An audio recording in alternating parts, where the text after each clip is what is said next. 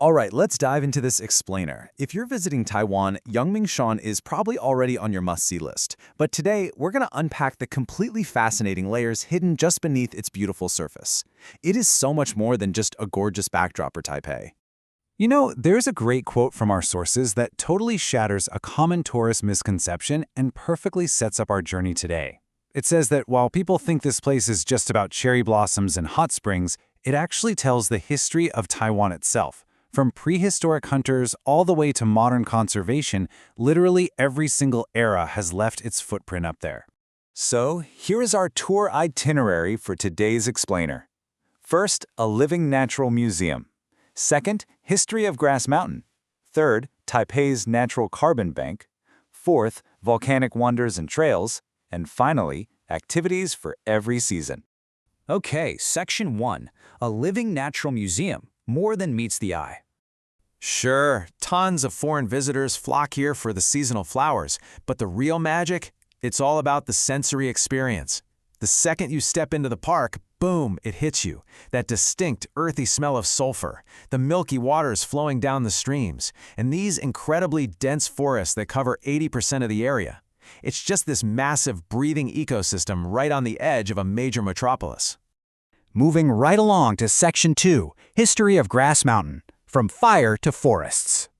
Human activity here actually goes way, way back, like 3,000 years back. Prehistoric hunters actually left stone axes up there.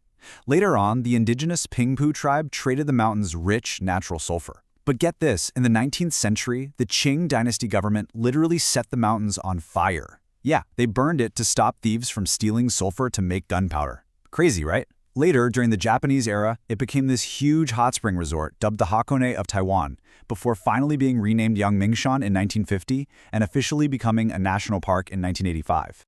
So here's a mind-blowing fact for you. That famous, beautifully swaying silver grass you'll hike through today? It's actually a direct result of those ancient gunpowder bans. Because the Qing dynasty repeatedly burned down the forests, only that super tough silver grass could actually survive. And that is exactly why the area's original name was Grass Mountain, or Kaoshan. Okay, Section 3, Taipei's natural carbon bank, the city's green lung. Now you might look at this mountain and just see an awesome hiking destination. But we really need to ask a vital question about its ecological function. How does one single mountain range protect an entire bustling city like Taipei? Well, think of the atmosphere's carbon dioxide like a massive, growing bank debt. A natural carbon sink acts like a giant, highly secure safe. Through photosynthesis, the millions of trees in Yangmingshan actively pull in that CO2 and lock it away in their trunks, leaves, and the soil. They are literally acting together as a giant, natural air purifier for Taipei. Now, people often mistakenly call the park's wetlands blue carbon. But there's a big difference we need to clear up. Blue carbon strictly refers to coastal marine environments, like mangroves or seagrass. Yangmingshan's Menghuan Pond, on the other hand, is a shallow alpine marsh. It's actually a precious freshwater wetland carbon sink, locking away carbon deep down in its aquatic plants and rich organic soil. So when you're out there exploring, you're literally walking through 3 totally distinct types of carbon vaults that are quietly saving the planet. You've got green carbon in those vast forests, wetland carbon in the high-altitude marshes, and yellow carbon, which is stored in the healthy soils of eco-friendly farming areas like the Shuzihu Basin.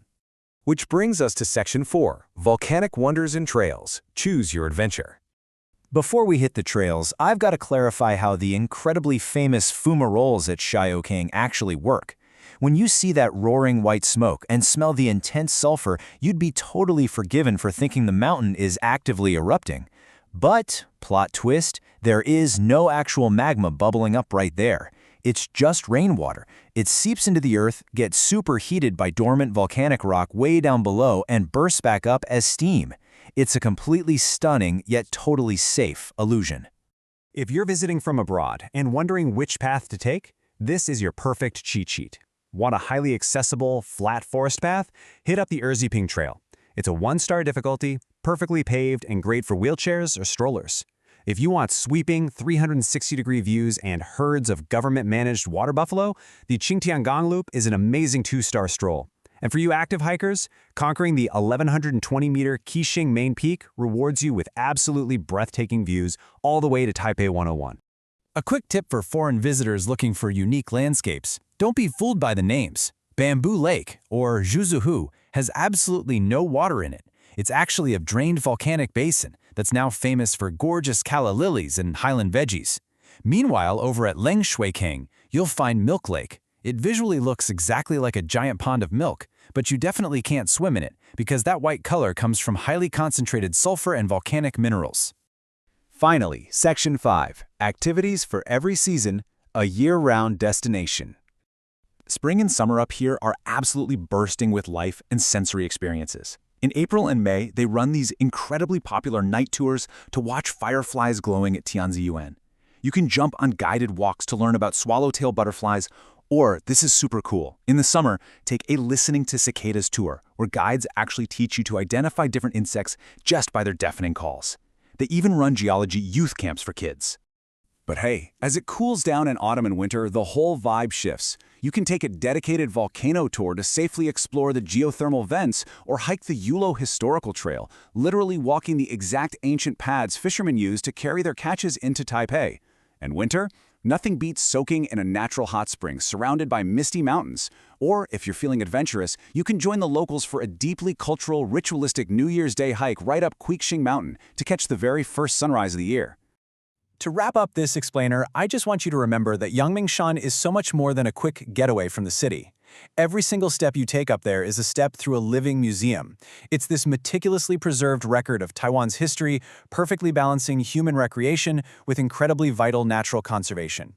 I really hope this changes how you look at your next outdoor adventure in Taiwan. Seriously, next time you step onto a mountain trail up in Yangmingshan, will you just see the trees? Or will you see 3,000 years of human history and a giant, natural safe actively protecting our future? Keep that in the back of your mind on your next hike. Thanks for hanging out with me for this explainer, and I'll catch you on the next one.